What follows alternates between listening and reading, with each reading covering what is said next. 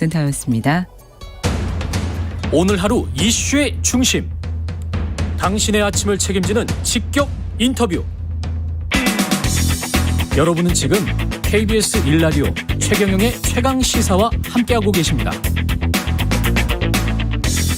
네, 오늘로 문재인 대통령 취임 4주년 맞았습니다. 전국 생중계 특별연설을 통해서 지금까지의 4년 평가하고 남은 1년 국정 운영 구상도 밝힐 예정이라고 하는데요.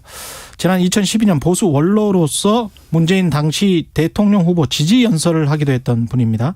윤여준 전 장관님, 지난 4년 문재인 정부 어떻게 평가하실지, 또 남은 1년, 그리고 대선, 또 윤석열 전 검찰총장 대선 전국의 향배 아주 궁금한데요. 말씀 나눠보도록 하겠습니다. 윤여준 전 장관 나와 계십니다. 안녕하세요. 네, 오래간만입니다. 예. 어떻게 지내셨습니까, 그동안에? 뭐 그냥 그럭저럭 잘 지냈습니다. 예. 세월은 잘 가잖아요. 건강하시죠? 네, 네. 예. 감사합니다.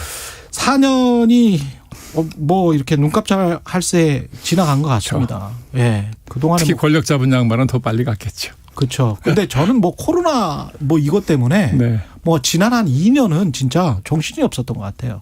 국민 뭐 대개 다 그렇지 않겠어요? 예. 네. 어떻게 평가하십니까? 4년이요? 예. 아니 지난번 서울시장하고 부산시장 보궐선거를 계기로 예. 일단 언론에 4년에 대한 평가가 되게 나왔어요. 그 압축해서 표현한 것이 세 가지라고 기억이 되는데 예. 무능, 위선, 오만이었잖아요. 예. 네. 근데 저는 좀 각도를 달리해서 평가를 하자면 제가 보기에는 뭐니 해도 이 문재인 정권 4년이 촛불 정신을 훼손했다. 촛불 정신을 훼손했다. 네, 저는 그렇게 평가를 합니다. 네.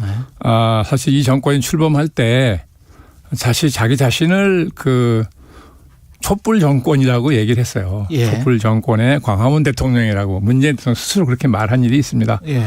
예. 그럼 촛불 정신을 구현하는 데 노력을 했어야 되는데 예, 뭐 노력을 했지만 결과가 나쁜지 그건 제가 모르겠으나 어쨌든 결과적으로 보면 촛불 정신을 구현하기보다는 훼손했다. 예.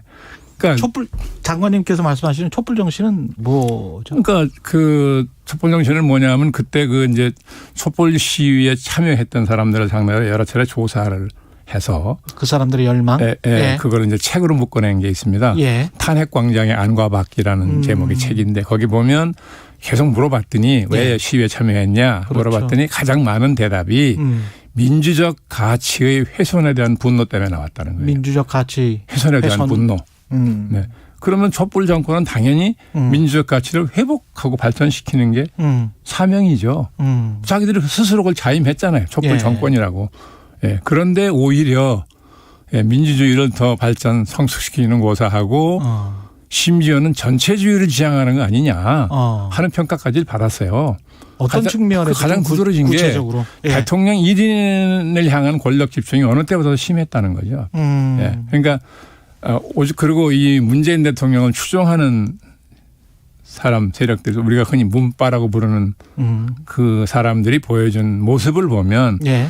이거는 무슨 유사 종교 행태 같은 그죠?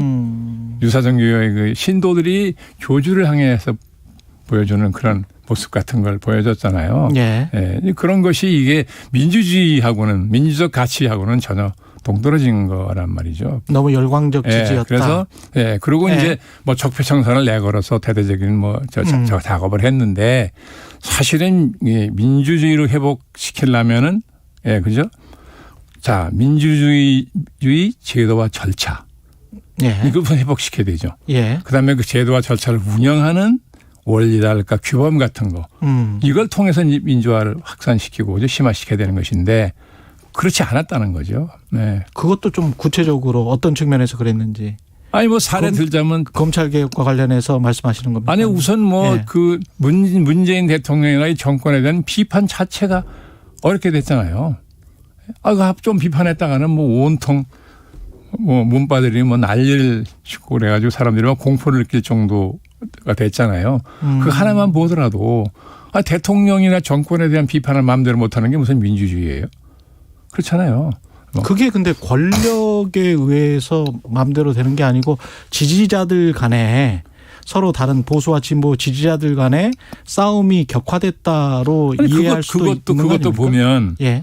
결국 두 쪽으로 갈라치기 했다는 항상 그 지적을 받잖아요. 예. 문 대통령은 꾸준히 무슨 얘기를 했습니까? 협치와 통합을 얘기했어요.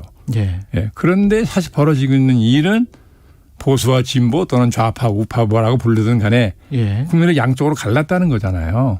예. 뭐 대통령이 의도적으로 갈랐는지는 장담할 수 없을지라도 갈라지는 현상이 두드러지게 나타났고 대표적인 게 조국 사태를 계기로 광화문 서초동이죠. 예. 예? 그 얼마나 많은 사람들이 양쪽에 모여서 각자 자기 주장을 했습니까? 그런 일이 우리 역사에 거의 없어요. 예. 예. 그런데 그래서 모든 사람들이 이렇게 나라가 양분되는 걸 다 걱정했지만 예. 예. 문 대통령은 뭐라 그랬습니까? 국론 분열이 아니다 그랬습니다. 그걸 놓고. 예. 그러면 어느 한쪽은 국론이고 한쪽은 국론이 아니란 얘기인데 그 갈라치기 아닙니까? 말하자면. 이거는 민주주의하고는 전혀 동떨어진 거죠. 그렇군요. 그 야당은 지난 4년 동안 어떻게 보십니까? 재보궐선거에 일단 압승을 했는데 그 전에 총선에서는 또 참패를 했고. 재보궐선거 압승은 예. 뭐 여러 차례 언론에도 보도가 된 걸 본 것 같은데 국민의힘이 잘해서 이긴 게 아니죠. 이 지금 정권을 응징하려니까 그 응징의 수단으로 이쪽을 찍은 거라는 거 아니에요. 예. 여론조사에서 다 그게 드러났다고 뭐 보도가 나오던데요. 예. 예, 그러니까 이건 뭐 국민의힘을 긍정적으로 평가해서가 아니고 예, 이쪽을 응징하려니까 이쪽을 찍은. 그 재보궐선거 이후에 김기현 원내대표 국민의힘 같은 경우는 네. 선출이 됐고요. 송영길 당대표 민주당 같은 경우는 선출이 됐습니다. 그래서 새 지도부가 구성되고 있는데 네. 국민의힘 같은 경우는 이제 당대표 뽑아야 되고 어떻게 보세요? 지금 현재 상황 국민의힘이나 더불어민주당 서로 쇄신을 주장하고 있는데. 더불어민주당에서 송영길 대표 선출된 것이 아주 뭐 아슬아슬하게 됐더라고요. 뭐 0. 몇 프로 예, 됐다는 그랬습니다. 거죠. 예. 네, 그러나 어쨌든 뭐 다만 0. 몇 프로의 차이라도 송영길 대표가 당선된 것은 그래도 조금 민주당이 어떤 변화의 가능성을 보여준 거 아니냐라고 해석하고 싶은 심정인 거죠. 집권당이니까. 해석하고 싶은 심정. 아니 장관님은 어떻게 해석하세요? 아니 저는 어쨌든 싹수는 보인다고 할 수 있는데. 싹수는 보인다. 네, 근데 그래도 최고위원들이 다 친문 일색으로 됐다고 언론이 평가를 하는 분들이 당선이 됐더라고요. 예. 그 현실적으로 변화가 있겠느냐라고 다 비관적으로 보던데 예. 뭐 그럼에도 불구하고 저는 뭐 송영길 대표가 나름대로 그 대표된 이후의 행보를 보더라도 어떤 어려움이 있더라도 한번 당을 바꿔보겠다는 의지가 강한 것 같아서 예. 예, 좀 기대해보자 하는 예. 그런 심리가 좀 있고요. 예. 국민의힘은 이기고 나니까 뭐 언론에도 보도가 됐습니다만 또 자기들이 뭘 잘해서 이겼다고 오해하고 있다는 거 아닙니까? 자꾸 옛날 모습을 보인다는 거죠. 예. 다시 뭐 탄핵이 잘못됐다는 얘기가 나오고. 예, 서병수 의원. 예, 뒤로 거꾸로 가는 것 같은 예. 이런 모양을 보여서 지금 지지도도 조금 올라갔다 다시 내려간다는 다시 거 아니에요. 내려갔죠. 예. 예. 근데 저 당은 지금까지 오랜 세월 당 이름은 계속 바꿨지만 보여준 모습은 항상 그렇게 퇴행적인 모습을 보여줬어요. 예. 예. 그래서 국민의 실망을 얻어가지고 지난번 선거도 진 거잖아요. 그러면 국민의힘의 싹수는 어떻게 생각하십니까? 예. 글쎄요. 전당대회가 남았으니까 예. 어떤 대표가 선출되는지를 봐야 되겠지만은 예. 지금 같아서는 참 기대하기 어렵지 않나 예. 그런 생각을 합니다. 그 제3지대 이야기 많이 하잖아요. 그래서 네. 민주당, 국민의힘 네, 네. 말고 예. 그러면서 이제 윤석열 전 총장 이야기를 많이 하는데 그 파평 윤씨셔서 여론에서 많이 주목을 받고 있어요. 아니, 주목이 아니라 이게 예. 저는 물론 집안 어른인 건 맞아요. 왜냐하면 그 윤석열 총장님이 저보다 연세는 한 20년 좀 아래예요. 아래고. 60대 예. 초반이니까. 그렇죠. 근데 학년은 저보다 하나 높아요. 학년은 높고. 저한테 아저씨 뻘이거든요. 말하자면. 예. 예. 그러니까 제가 말을 함부로 하기가 참 예. 어려운데 예. 집안 어른이시니까. 예. 뭐 그래서가 아니라 예. 한 번도 지금까지 만나뵌 일이 없고 예. 그동안 제가 뭐 관심을 가지고 본 분이 아니라서 제가 그거에 대해서 뭐라고 평가하기가 참 어려워요. 근거가 지금은 전혀 관심을 없으니까. 보고 좀 보십니까? 관심을 갖고 아니 보십니까? 요즘에는 관심 안 가질래야 안 가질 가질 수가 없는 게 수가 제가 없지. 자꾸 무슨 뭐 그분을 돕는다느니 뭐 이런 그런 보도가 이야기가 자꾸 많이 나가나 있죠. 봐요. 예. 근데 아무리 아니라고 부정해도 안 믿으니까 제가 어쩔 도리가 없네요. 예. 저는 한 번도 뵌 일이 없어요. 전화 통화도 한 번 한 일 없고요. 물론. 예. 그러면 객관적인 시각에서 네. 만난 적은 없지만 지금 상황, 지금 현재 지지율은 어떻게 설명할 수 있을까요? 윤석열 전 총장의. 그게 이제 국민이 지금 집권 세력에 대한 이제 분노가 있잖아요. 실망과 분노가 있는데 그래서 정권 교체를 바라는 거잖아요. 말하자면. 그런데 이쪽 정권 교체를 해줘야 될 당에는 마땅한 사람이 없단 말이죠. 예. 근데 이분이 어쨌거나 문재인 대통령이 뭐 추미애 법무장관이든 조국 장관이든 를 통해서 배란간 검찰총장을 막 대통령 후보감을 만들어 버렸어요. 예. 저는 본인의 의지가 있었는지 없었는지 모르겠으나 결과적으로는 만들어져 버렸잖아요. 정권에 의해서 만들어진 것이다. 만들어졌어요. 네. 그렇게 막 핍박을 하고 모욕을 주고 자기들이 임명한 사람을. 예. 그런데 또 검찰총장은 한동안 침묵을 지키고 있다가 딱 헌법 정신과 법치주의를 강조한단 말이죠. 예. 메시지가 괜찮잖아요. 그럼 자연히 국민들의 신망을 좀 모은 거죠. 제가 보기에는. 근데 한 가지 따져봐야 될 것은 예. 지금 윤석열 총장 지지도가 높은 건 사실인데 저게 절대적 지지냐 아니냐. 절대적 지지 같으면 윤석열 총장 개인에 대한 적극적인 지지라고 보면 탄탄한 지지인데 예. 이게 상대적 지지라고 한다면 반동으로. 네, 갈 데가 마땅치 않아서 온 거라고 한다면 예. 이게 확 빠질 수도 있는 거거든요. 그렇죠. 그러니까 견고한 지지세인지 아닌지는 저로서는 뜯어본 일이 없으니까 장담하기는 어려운데 예. 그럴 가능성이 있다는 거죠. 3월에 국민의힘 초선 모임에서 네네. 이런 말씀 하신 것 같아요. 윤석열이 정치 감각이 있다. 안철수랑은 다르다. 윤석열과 안철수는 다르다. 그 메시지를 이렇게 내보내는 걸 보면 방식이 그 타이밍을 보는 거나 내용이 정치 감각이 없으면 그렇게 못할 거라고 저는 봤거든요. 예. 그런 점에서 감각이 있어 보인다고 했던 것이죠. 지금 한동안 지금 언론에 뜸하고 네. 그러면서 이제 오늘 갑자기 또 나온 뉴스는 뭐 검사 출신이나 충암고 사람들이나 뭐 이런 사람들은 안 쓰겠다는 그런 보도도 나왔어요. 단독으로. 그렇습니까? 예. 아마 이제 그 양반이 충암고를 나왔을 거예요. 그렇죠. 예. 고등학교 동창 쓴다는 건 부모님한테 좋게 비치지 않을 테니까. 예. 그리고 평생 검사로 계시다가 검찰총장 지내고 나오면 또 검사 쓴다 그러면 그것도 뭐 국민들 눈에 좋게 안 비칠 거 아니에요. 그러니까 뭐 그런 말씀을 했는지 누가 추측인지는 모르겠습니다만. 그렇죠. 알 수가 없죠. 네. 예. 근데 지금으로서는 혼자서 그래도 대통령을 할 수 없지 않습니까? 어떤 안 되죠. 세력과 물론 안 되죠. 네. 합쳐야 될 텐데 어떤 세력과 합치는 게 맞다고 보세요? 세력하고 합치는 걸 지금 말씀하셨는데 네. 그럼 국민의힘을 염두에 두고 하시는 말씀이에요? 아니요, 뭐 꼭 그런 건 아닙니다만 뭐 세력을 규합한다고 해야 될까요? 세력이 있어야 되는 거죠. 세력은 있어야 혼자는 되는 못하는 거죠. 거니까. 그렇죠. 네. 그런데 문제는 아까 제3지대 말씀하셨는데 우리가 오랫동안 거대 양당 체제로 왔어요. 예. 이게 워낙 폐해가 컸기 때문에 적대적 공생관계라고 그랬죠. 그죠? 예, 정권을 주고받지만 항상 자기들이 독점하려고 그런다. 카르텔 구조다라는 말까지 있었던 거 아니에요. 예.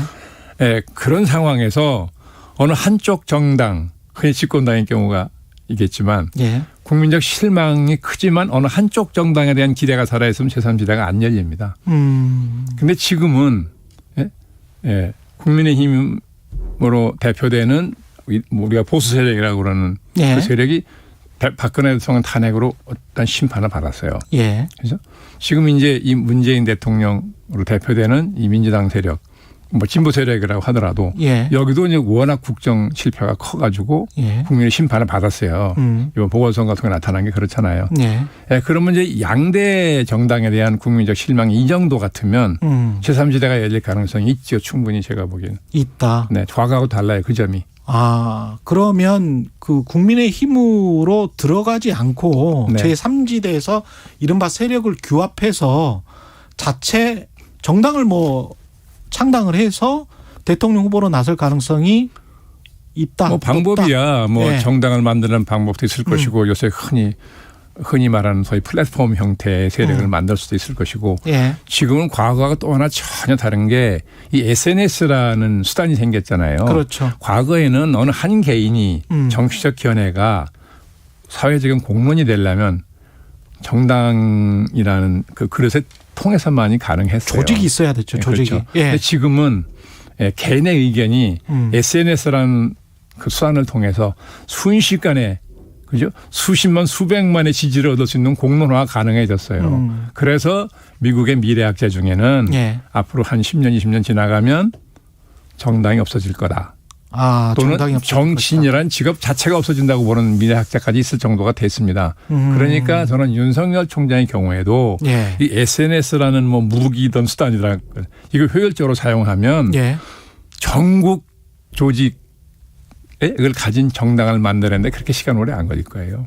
충분히 거기에 가능합니다. 참여하게 될 세력은 어떻게 상상하십니까? 지금 어떻게 전망하십니까? 그 세력이 글쎄요. 그거야 뭐. 김종인 뭐 아니 거기에 그러니까 장관님도 혹시 포함되십니까? 저는 뭐 나이도 예. 80대 초반이고 아니 김종인 전 위원장도 계시죠. 김종인 대표께서 위원장께서 저보다 한 살 아래시니까 한 살 그렇게 젊어요. 되십니까? 예, 저보다. 40년생이시군요. 40년생이십니다. 예. 네. 그리고 39년생. 저는 원래 예. 정치에 뜻이 전혀 없던 사람이었고 예. 정치적 소질이 거의 없어요. 음. 예, 그러니까 저는 자꾸만 그렇게 무슨 누구의 뭐 무슨 멘토를 한다느니 뭐 무슨 지도한다느니 하는 거는 저에게는 가당치 않고 예. 김종인 전 비대위원장님이야 뭐 그 분야에 탁월한 분이고 이미 다 국민이 아는 거니까 그분의 경우는 뭐 그러실 수 있겠지만 저는 네. 아닙니다. 빼주십시오. 그 국민의힘에 만약에 들어가려고 한다면 윤석열 윤석열 네, 전 네, 총장이 어떤 여건이 국민의힘에서 조성이 돼야 됩니까? 글쎄요. 윤석열 전 총장 입장에선? 뭐 저래도 그렇겠죠. 왜냐하면 지금 국민의힘이 국민에게 받고 있는 평가 가지고는 거기 들어가면 오히려 큰 손해보게 생겼잖아요. 예. 그나마 윤석열 총장이 가지고 있는 어떤 정치도 안 하던 분이니까 참신성이 있는 거잖아요. 이제 어쨌거나. 예. 예. 그러니까 그런데 거길 들어간다 그러면 그 이미지가 훼손될 거 아니겠어요. 지금 같으면. 예. 그러니까 국민의힘이 예를 들면 이번 전당대회를 통해서건 또 다른 계기를 만들어서건 당의 과거가 크게 달라지는 모습을 보이면 뭐 그때는 그 부담이 덜하겠죠. 크게 달라지는 모습을 보여야 한다. 먼저. 네. 예. 근데 꼭 무슨 방법이 그 당에 입당하는 것만 있는 건 아니잖아요. 그 당에 꼭 입당하는 것만 있는 건 아니죠. 예. 그러니까 그 국민의힘이 어느 정도 그 좀 야권 통합이라는 차원에서 또 그렇게 할 수 있는 방법이 있고 있다. 또 밖에 링 밖에 지금 안철수 안철수 대표와 국민의힘의 합당은 어떻게 진행될 것 같습니까? 지금 뭐 말은 뭐 한다고는 하는데. 근데 안철수 대표가 최근에 보여준 모습만 놓고 보면 예. 별로 그렇게 하고 싶어 하는 것 같지 않잖아요. 예. 왜냐하면 자신도 가지고 있는 새 정치 이미지가 아직 많이 남아있다고 보는 거잖아요. 예. 아직은 지지도가 좀 있는 걸 보면 그런 건 분명해 보이는데 그게 훼손되는 건 안 하려고 그럴 거 아니겠습니까? 그러면 지금 국민의힘 저 상태에 들어가면 그게 훼손된다고 볼 테니까 조심스럽겠죠. 예. 그렇다면 네. 오히려 국민의힘에 들어가기도 좀 찝찝하다면 네. 윤석열 전 총장이 안철수와 윤석열이 손잡는 방법도 있을까요? 그런 그림도 가능할까요? 가능성이 항상 열려 있는 거 아니겠어요? 그래요?